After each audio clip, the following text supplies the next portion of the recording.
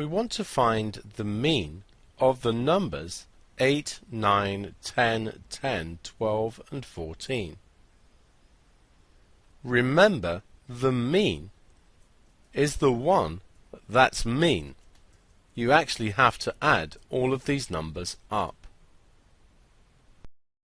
So the mean for this data set is equal to 8 plus 9 plus 10 plus 10 plus 12 plus 14, all divided by the number of numbers there are in the set. I can count that there are 6 numbers. Adding the top gives 63, so we have 63 divided by 6, which is 10.5.